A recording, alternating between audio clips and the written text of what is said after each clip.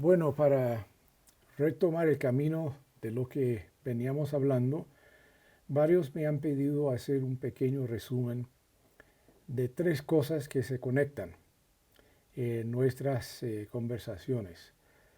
La primera es un poco sobre los desafíos de la polarización tóxica para el proceso de construir algo diferente y nuevo, saliendo sobre todo de contextos de mucha conflictividad violenta. La segunda es conectar eso con la imaginación moral y, por así decirlo, lo esencial del libro que ustedes tienen a mano, según la forma que yo lo podría resumir para nuestros objetivos de este camino. El tercero es conectar esas dos cosas con lo que yo he venido llamando la teoría de la sorpresa, en el sentido que es un poco el fundamento de los diálogos improbables. Esos procesos donde la gente que se perciban de perspectivas y pasados muy distintos, opuestos y hasta de enemigos profundos, logran caminar de una nueva forma juntos en un diálogo significativo, pero que también permite actuar juntos. Empiezo por el hecho de que no tengo mucho tiempo, empiezo con algunos comentarios sobre lo que significa la polarización tóxica. Y empleo la palabra tóxica para decir que es una especie de veneno que entra en el cuerpo social y que nos enferma, en el sentido de que hasta nos puede matar. Mata muchas cosas en su camino de crecimiento y hay que distinguir un poco entre, diferenciar entre el conflicto social y lo que llega a ser la polarización tóxica. Porque para mí la polarización tóxica significa que ha venido por un camino de dinámicas cada vez más intensas y, por así decirlo, escaladas, que escalan cada vez más en esa intensificación, hasta que logra crear un sistema muy reactivo que se autogenera. Y esto lo queremos mirar un poco más de cerca de cómo es que se pasa y cómo es que logra crear ese sistema repetitivo en el tiempo, independiente de personas y de contenidos. Es decir, que vamos a mirar un poco sobre las dinámicas típicas de la escalada de la polarización hasta que sea una escalada tóxica, que en vez de crear vida, crea en muchos sentidos lo mismo, pero paralizados y sin posibilidad de salir y la creatividad necesaria para poder superar esas dinámicas que se repitan. Menciono como punto de partida cuatro dinámicas bastante comunes en el proceso de la intensificación de la polarización. Lo primero, y casi todos esos cuatro, nosotros vamos a reconocerlos, pero quizás no dicho de estas formas.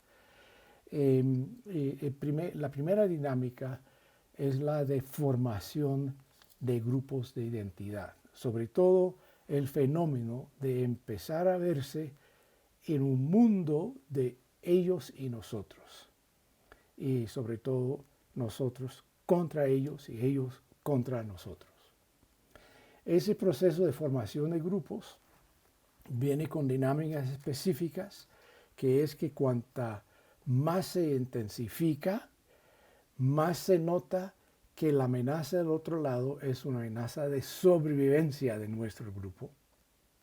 Más vemos un proceso muy fuerte de que la gente que tiene relaciones en ambas en ambos grupos, en ambas formaciones, la gente que tiene esas conexiones amplias nota una presión fuerte de definirse de un lado u otro, de escoger con quién está o quién no.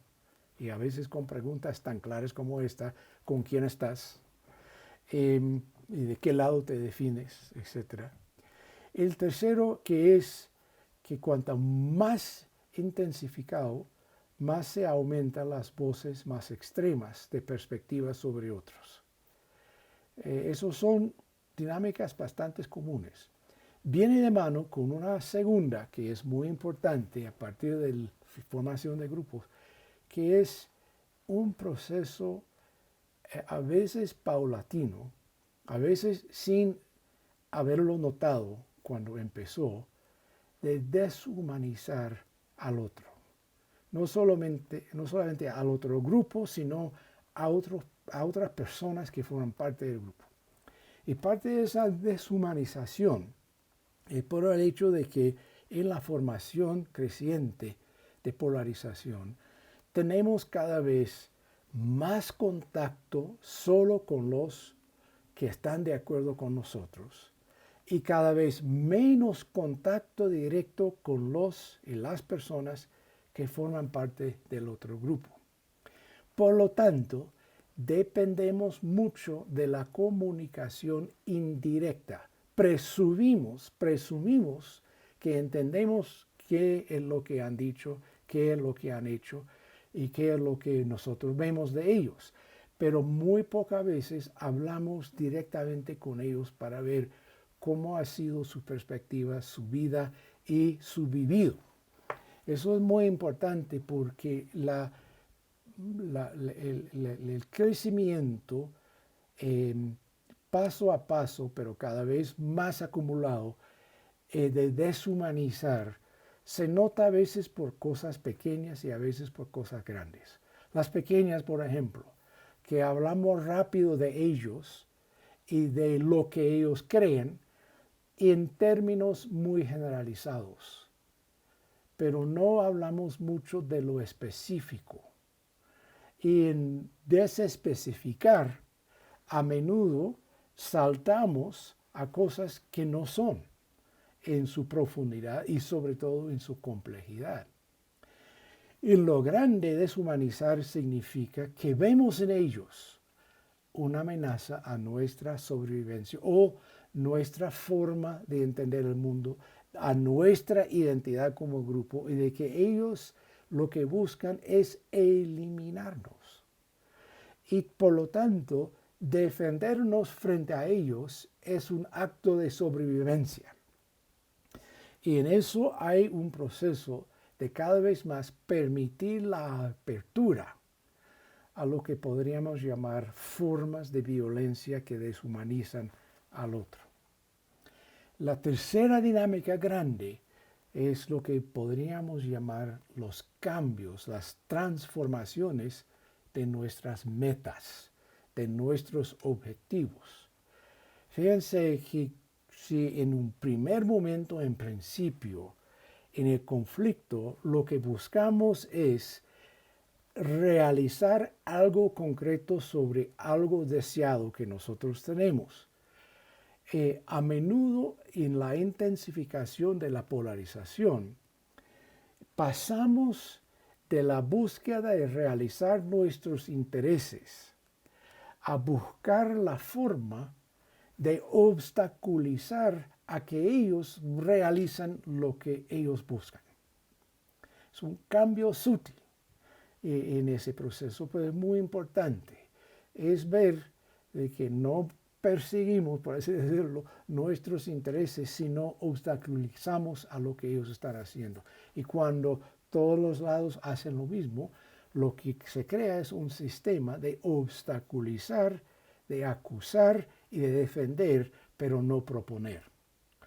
Tercero, que viene con esa dinámica de cambio de meta, la segunda es de pasar de realizar nuestras metas a obstaculizar. Pasamos de obstaculizar en un momento dado a que ellos se ven como amenaza enemiga a todo, y esto significa que la meta cambia de obstaculizar a que ellos sufren. Es mucho que digo, pero a menudo en la intensificación del proceso de la polarización, la meta cambia de obstaculizar a que ellos sufren como nosotros hemos sufrido. Y en todo eso, como el último punto de esos cambios, eso a menudo desemboca en la dinámica de que sobrevivir significa no solamente que nosotros ganamos sobre ellos, sino que nosotros logramos destruirlos, humillarlos. Y esto es quizás el nivel máximo de la toxicidad de la polarización. Esas dinámicas que acabo de mencionar a menudo producen tres cosas concretas, pero no siempre anotados. El primero es lo siguiente, que se crea de ese proceso un ecosistema reactivo. ¿Qué quiero decir por eso? Que en la escalada no es que escala y desescala, es que una vez escalada, a menudo produce un sistema capaz de reproducirse a nivel de reacciones y crisis. Es decir, que crea un sistema autogenerativo con capacidad de repetir esas dinámicas una y otra vez, independiente de los orígenes de conflicto, independiente del contenido de momento e independiente de las personas que en cualquier momento actúan. Esto lo digo porque a menudo no entendemos la polarización tóxica como un sistema, pero funciona como un sistema si es capaz de reproducirse. Y en eso, dos productos principales del sistema son los siguientes. El primero es que el sistema produce una y otra vez la parálisis política. Paralizados. Todo viene por repetición de no poder avanzar. A la vez, a nivel social, a menudo produce odio. La gente tiene necesidad de saber por qué sufro y busca la forma de entender quién es el culpable. Entonces, culpar al otro viene de mano en la intensificación con la entrada de odio que va dirigido a ellos y representantes de ellos. El tercero que va con eso, parálisis política, odio social, es a menudo miedo de actuar de una forma distinta. La parálisis no solamente es a nivel político de avanzar agenda, es a nivel individual y social. Actúo poco a veces por miedo, por el hecho de que estoy esperando lo que me va a decir mi grupo, esperando que nuevas cosas pasen que permite algo. Y cuando no pasan, a ese miedo de meterse en medio y de hacer algo que puede crear a la vez reacción de ellos, pero también reacción de los míos. Entonces, mejor guardarse sin hablar que actuar de una forma no esperada. El producto principal es la parálisis. Y finalmente, otro producto que viene muy de mano con eso es que nosotros, por ser metidos en ese sistema escuchamos con los ojos. Me explico. Y quizás lo he dicho en varias ocasiones anteriores con ustedes, pero escuchar con los ojos significa que yo miro primero quién ha dicho algo para agregar a lo que va a decir el significado antes de que esa persona hable. Sí, yo sé de antemano lo que buscan y lo que quieren, y por eso entiendo lo que va a decir por ver quiénes son. Cuando escuchamos con los ojos, es un proceso muy típico, pero muy poco notado, de deshumanizar al otro, de no tener el espacio de escucha en la profundidad, sino de unas conclusiones y juzgar de forma rápida antes de haber escuchado lo que han dicho.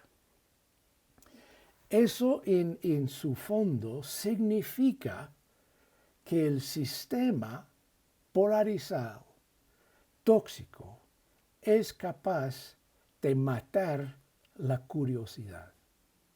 Es decir, la polarización mata la curiosidad.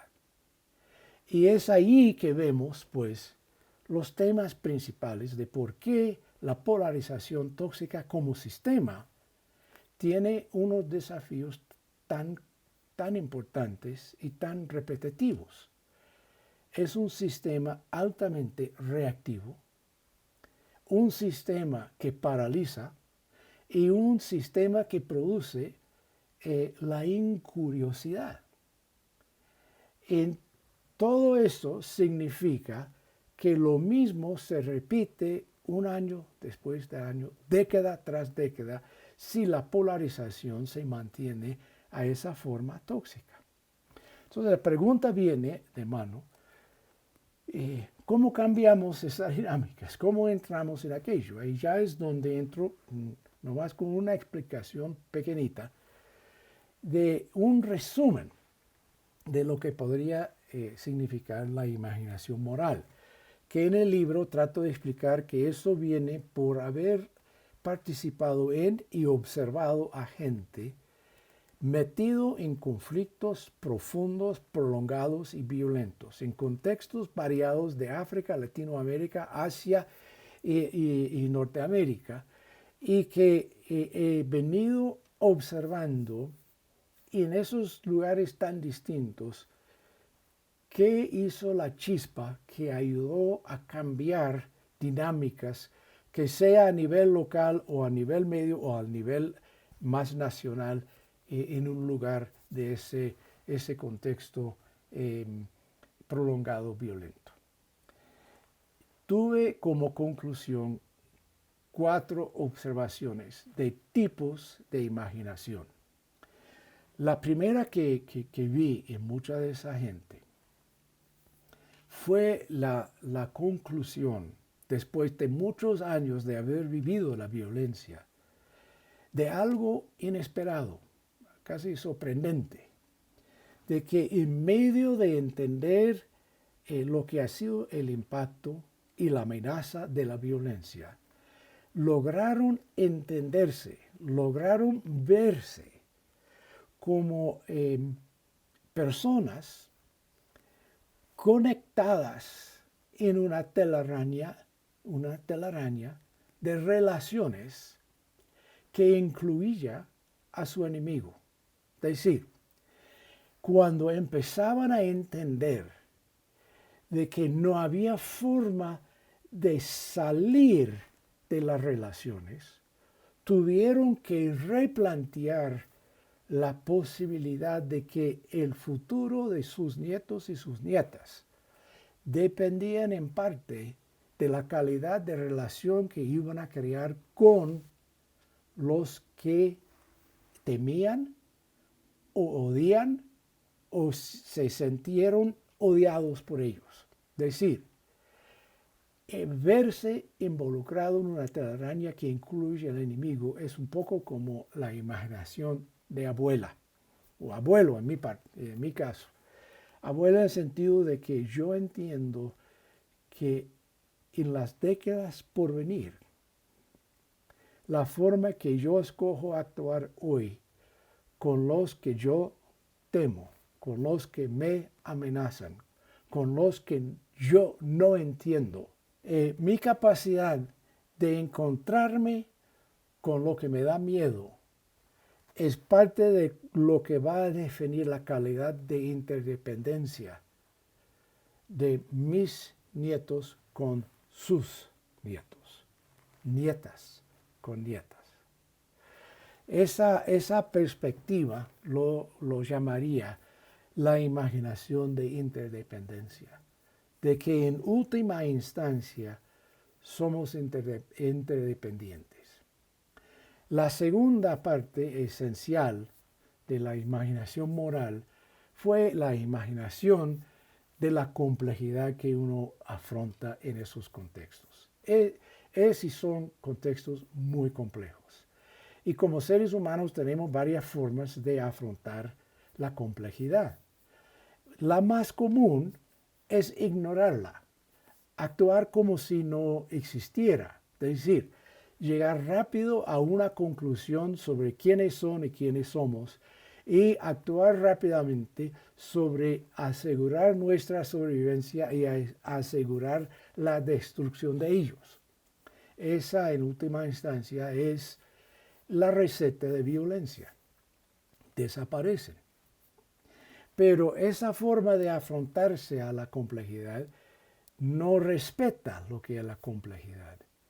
Lo que la complejidad requiere es algo muy concreto. Imaginación de complejidad requiere reintroducir la curiosidad. La curiosidad significa de que en vez de dar por sentado que yo ya entiendo todo y ya entiendo a ellos y ya entiendo las soluciones a problemas complejos, yo presumo al revés que yo tengo una parte que requiere entender otros aspectos de esa complejidad. Y ponerme al lado de la complejidad significa tener la humildad suficiente de ser curioso con lo vivido y la sabiduría de los que lo han experimentado de otra forma y de otro lado y de otro lugar. Esa humildad que desemboca en la curiosidad requiere la paciencia, pero también requiere dejar de escuchar con los ojos y empezar a escuchar con el oído del corazón. Es decir, empieza un proceso de rehumanizar. Es lo que la curiosidad demanda, rehumanizar al otro para buscar su vivido, su entendimiento de cómo ha llegado a cómo es que ahora ve el mundo, el por qué, el cómo y el qué. Todo eso de la curiosidad que va por una parte de mano con la paciencia y la humildad, va también de mano de escuchar más a fondo propuestas. ¿En qué consiste ideas que ellos tienen? Y de que el gran desafío son nuestras ideas incompatibles o cuáles son las cosas que son diferentes, pero no necesariamente incompatibles. Y allá es donde entra la posibilidad de verse involucrado en un proceso de búsqueda juntos. Y allá es el don, por así decirlo, de la curiosidad. La tercera esencia, muy sencillamente, es la idea de la imaginación como tal, que la imaginación significa creer en la capacidad del ser humano, del ser humano es capaz del acto creativo. Yo diría inclusive que casi es la definición de lo que significa ser humano, desde el momento que nacimos. Esa capacidad de ir aprendiendo y de creando. creamos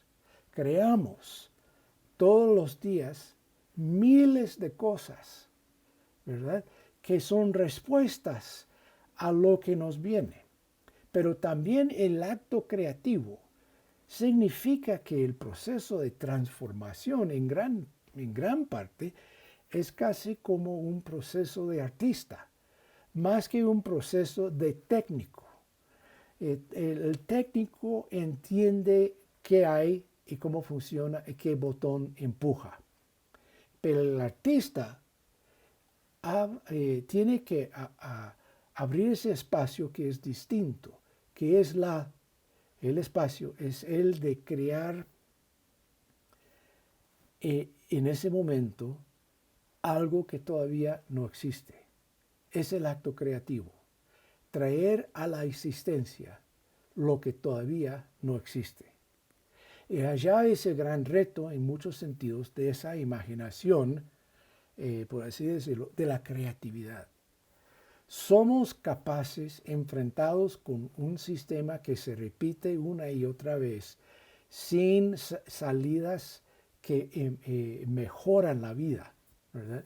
Somos capaces de, aunque vivimos en ese sistema, somos capaces de buscar la forma creativa de superarlo. Y eso es la imaginación de creatividad, es creer en el acto creativo y sobre todo cuando ese acto viene de mano con personas de distintas perspectivas que juntos logran crear algo que en ese momento no existe. Y el cuarto, es la cuarta esencia que menciono en el libro, es la imaginación del riesgo. Porque enfrentar el sistema tal como existe significa que uno tiene que tomar un riesgo. Abrirse, aunque sea de pocos momentos o de pocos segundos, abrirse a otros que se perciban como enemigos es un acto de riesgo. Es un acto de riesgo desde la perspectiva de con quién me enfrento, pero también es un acto de riesgo frente como ustedes dicen en Colombia, a la rosca a la cual pertenezco, que me tienen con muchas presiones de no actuar de esa forma, que me acusan de traidor o que me acusan de espía, es un acto de riesgo frente al sistema producido. Lo que he encontrado en esa imaginación de riesgo es que muy pocas veces he encontrado personas o grupos que hicieron un salto grande de una vez. No es como llegar donde en una montaña, un valle muy grande, hay un lugar y uno trata de saltarlo todo de una vez. No, lo que he encontrado es que son caminos de paso a paso. La gente determina día a día cuáles son los riesgos que hoy se pueden tomar. Y sobre los riesgos hay un proceso de aprendizaje. Y ese proceso de aprendizaje indican que no funciona, que tiene potencial y que ha funcionado. Eso es muy importante porque significa que el proceso de riesgo es algo que va de mano con camino de confianza. Y aquí termino esa parte. Creo que he dicho varias veces que hay ese refrán muy conocido de que la primera víctima de la guerra es la verdad. También es cierto, según mi experiencia, que la primera víctima del conflicto social es la confianza. Y también es verdad, según mi experiencia, que la primera víctima de la polarización tóxica es la curiosidad. Entonces, ¿cómo hacer frente a reconstruir la capacidad de compartir verdades, abrir camino de confianza y a la vez calificar ese camino por la curiosidad y no el juzgamiento. Y allá es donde creo que es en gran parte lo que venimos al último punto, que es, por así decirlo, los diálogos improbables. Si uno busca abrir camino de confianza, requiere, entre otras cosas, volver a plantear el respeto, porque creo que la más importante en la confianza es que la gente siente, percibe de corazón que de alguna forma hay un respeto a quien soy como persona, un respeto a lo que he vivido, no un juzgamiento, no una definición, no una, por así decirlo, superar su experiencia por poner la mía. No, respetar lo vivido es el primer paso en recuperar la confianza. El segundo es ese proceso de rehumanización, que es en gran parte abrir el oído de corazón, porque el oído de corazón pasa de ojos y oídos directamente a que hay algo a nivel de nuestro compartir como seres humanos que empieza a reconectarnos. Y en todas nuestras diferencias estamos conectados como personas. Y allá es un acto radical y transformador que empieza a permitir ese camino de paso a paso. Ahora, cuando conectamos esos dos puntos, la imaginación moral y las dinámicas de la polarización tóxica, llegamos a lo que yo llamaría la teoría de sorpresa, porque la polarización tóxica quiere repetirse en todo momento con la incuriosidad, con esa dinámica de escuchar nomás con los ojos para, ¿verdad?, ubicar quién es esa persona y saber lo que piensa. Lo que pasa si dos o más personas empiezan a caminar juntos, percibidas como personas de distintas perspectivas, distintas características de su vida personal, distintos vividos. Cuando esas personas empiezan a caminar juntos, ocurre algo que tiene mucho que ver con la sorpresa, que es la siguiente. En la polarización tóxica, el sistema tóxico no tiene pausa. Todo va muy rápido, todo demanda reacciones, todo vive de crisis en crisis, en reacción. Escuchar con los ojos significa reaccionar rápido y enseguida a lo que se dice.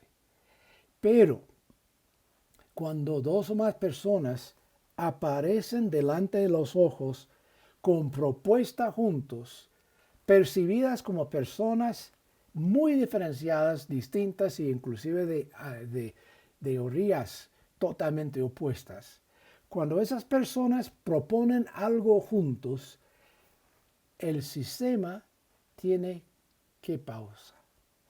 ¿Qué significa eso? Crea una pausa de curiosidad. No sabemos por mirar quiénes son. No los ubicamos en el esquema ya construido de polarización. Hay algo nuevo que ha chocado el sistema y nos paramos para mirar más de cerca, que es, en cierto sentido, la definición de la palabra respeto. Es volver a mirar. Uno tiene que tomar esa pausa de curiosidad para volver a mirar y escuchar lo que proponen. Esa pausa, por así decirlo, esa pausa de curiosidad chocado, producido en parte por la sorpresa que representa que personas juntos proponen algo distinto, permite que la gente empieza a reflexionar sobre lo que ven y lo que escuchan. No siempre dura, pero esa pausa permite el comienzo. Y esa pausa permite lo que es una clave, que es escuchar para entender. Escuchar y no juzgar de forma reaccionaria. Bueno, por eso digo improbable, por el hecho de que no es muy común que juntos se intenta chocar el sistema. Pero yo les sugiero que el camino que están abriendo, camino que quieren caminar, es un camino improbable. Un camino que busca chocar el sistema. Y bueno, les dejo eso y perdonen el tos. Han sido 2 semanas muy intensivas con poca posibilidad de dormir, para ser muy franco. Y les mando unos abrazos fuertes, calorosos. Pienso mucho en cada uno de ustedes. Yo sé cuán difícil es ese camino y yo sé la profundidad de su valentía. No lo dudan. Y creo que la imaginación de riesgo es simplemente lo siguiente: imaginar el próximo paso. Y si es posible, pasos conjuntos en ese camino de reconstruir la confianza. Muchas gracias y perdone la rapidez de esta pequeña charla.